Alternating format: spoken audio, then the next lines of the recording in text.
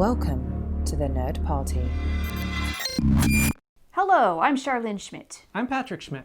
We just finished watching Strange Relations, episode 6 of season 5 of Babylon 5, and it's time to babble for 5. One of the things that was really interesting to learn in this episode was Byron's full name.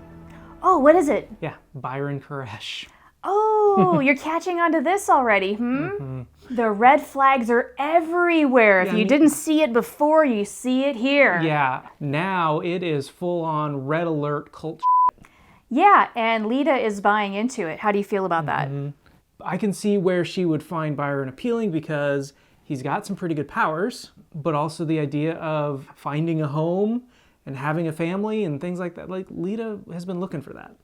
On kind of the superficial sense, the goal here, I can completely see why she's into it, and really any kind of rogue telepath should be, right?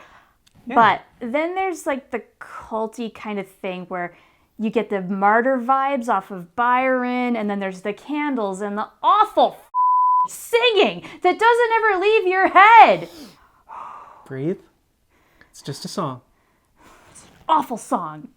It reminds me of a certain other song from the 90s that was really big. Barney sang it. It's that bad.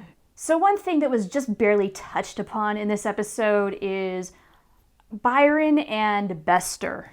Yeah, something's going on there, and I have a feeling Bester does not like Byron and vice versa. Any rogue leader will have to have run afoul of Bester at some point, right? Based on what we've seen in this episode, I'm guessing that Bester's lover was probably married to Byron at one point. Oh, nice segue into another thing we learned in this episode. We speculated what could possibly be the connection between Sheridan and Lochley in the last episode, and you guessed correctly. Ding, ding, ding. Finally, one for Patrick on the bullshit guesses board. I love it. Yeah, finally got one right. So, what do you think about this? I would think that you would want to avoid working with that person in the future. Even if you can trust them, that's just a situation you avoid altogether. I mean, cut those ties and move on. Especially if you're not going to tell your most recent wife about the whole thing, which, this storyline, this whole turning point here has really bothered me forever. We never even had so much as a clue that Sheridan has been married thrice now. We knew about Anna, and we knew that Anna was the love of his life, and then along comes Delenn, and we think, for the longest time, that has always been it. Right. Then all of a sudden, this comes out, and we've never, ever heard anything about it, not even a clue. On Babylon 5, no, not even an indication, which I just feel is really poor form.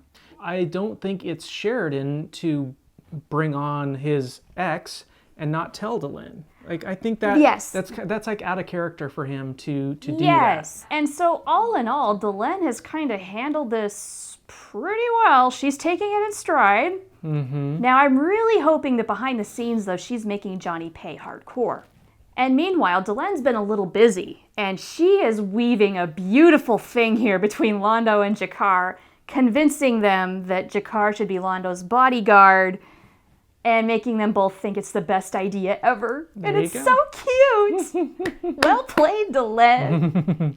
Well, now we know how Char gets into the royal palace to kill Londo. Apparently, this is Malari the Emperor II. Yeah, Malari the First was a complete f*** up, apparently. He's kind of resigning himself to the fact that he's completely damned. Yeah. Well, and he's always done that, though. He's very fatalistic. But he's starting to see just how true it's all becoming. Yes. Not so subtle segue to Garibaldi and Lochley, who have just been locking horns pretty much the whole time that they've known each other. And you know what? I really am shipping these two.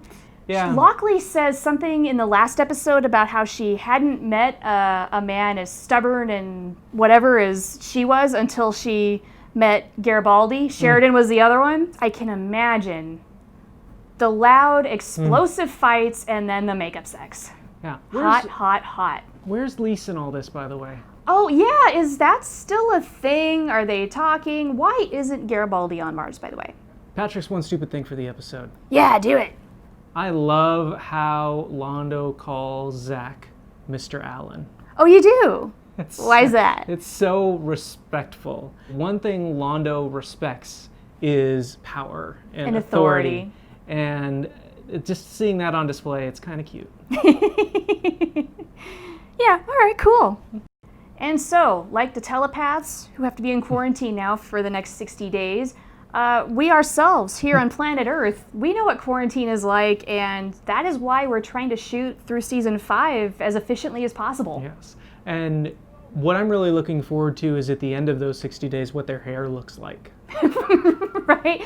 Byron's going to have his hair down to his waist. Yes, and in the meantime, we are going to go watch the next episode of Babble on 5. Until then, we want to talk with you about all the fun stuff that popped up in this episode. Yeah, let us know what you think about basically this telepath crisis that is brewing on Babylon 5. Let us know how you feel about Captain Lochley and her relationships to Sheridan and Garibaldi, among others.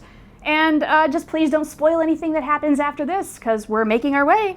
Thanks again to the Nerd Party for giving us a place to do this. So yeah, appreciate the platform. And until next week, you guys. Yes. Have a good one.